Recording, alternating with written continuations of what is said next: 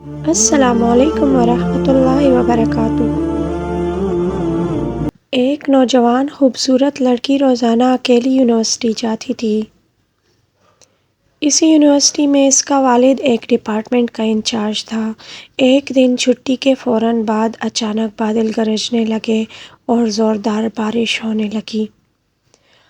ہر کوئی جائے پناہ کی تلاش میں دوڑ رہا تھا۔ سردی کی شدت بڑھنے لگی۔ آسمان سے گرنے والے اولے لوگوں کے سروں پر برسنے لگے۔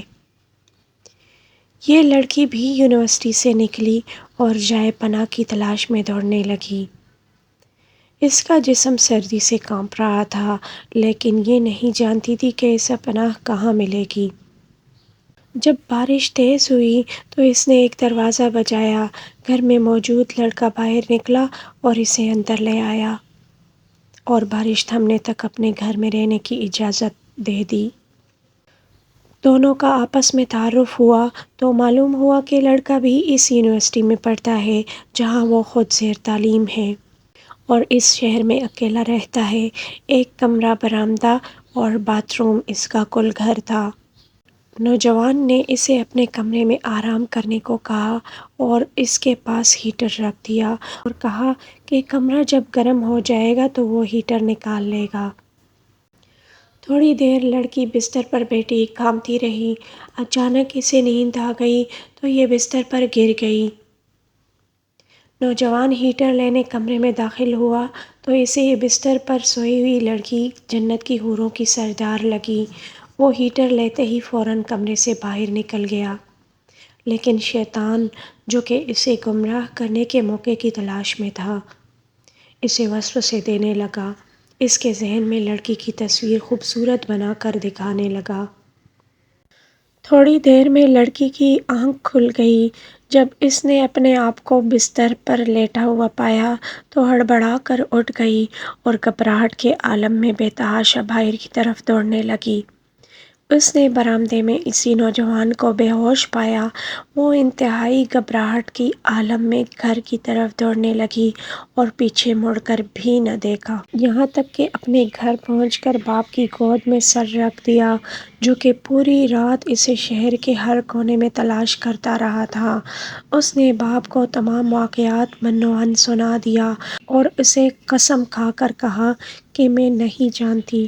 جس عرصہ میں میری آنکھ لگ گئی، کیا ہوا میرے ساتھ کچھ نہیں پتا۔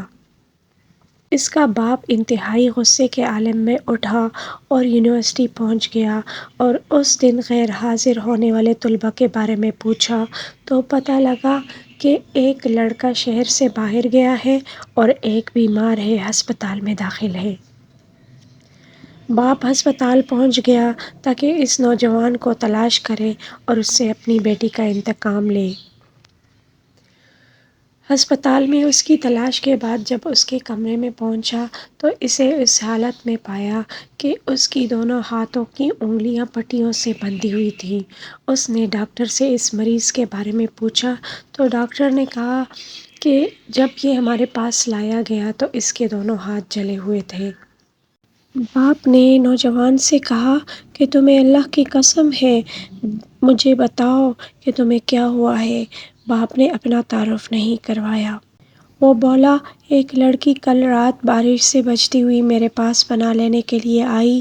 میں نے اسے اپنے کمرے میں پناہ تو دے دی، لیکن شیطان مجھے اس کے بارے میں پھسلانے لگا تو میں اس کے کمرے میں ہیٹر لینے کے بہانے داخل ہوا۔ وہ سوئی ہوئی لڑکی مجھے جنت کی حور لگی۔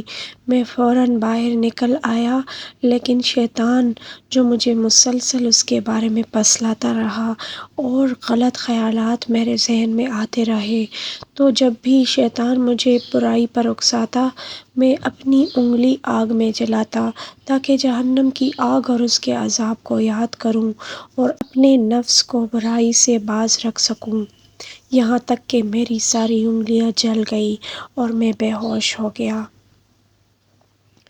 مجھے نہیں پتا کہ میں ہسپتال کیسے پہنچا۔ یہ باتیں سن کر باپ بہت حیران ہوا۔ بلند آواز سے چلایا، اے لوگو، گواہ رہو، میں نے اس پاک سیرت لڑکے سے اپنی بیٹی کا نکاح کر دیا ہے۔ یہ واقعہ شام کے شہر دمشق میں ہوا ہے۔ اس واقعے میں نوجوان نسل کی سیکھنے کے لیے بہت کچھ ہے۔ اگر اسے ہم غور و فکر کریں اور دیکھیں کہ کس طرح اس لڑکے نے خود کو جہنم کی آگ سے ڈرایا اور دنیا میں بھی اجر پایا اور آخرت میں اجر عظیم کا مستحق ٹھہرا۔ تو سن لے میرے بھائیوں بہنوں، اللہ تعالی ہمیں بھی نیکیوں والی زندگی بسر کرنے کی توفیق عطا فرمائے اور ضلالت اور رسوائی والی زندگی سے بچائے۔ آمین ثم آمین یا رب العالمین۔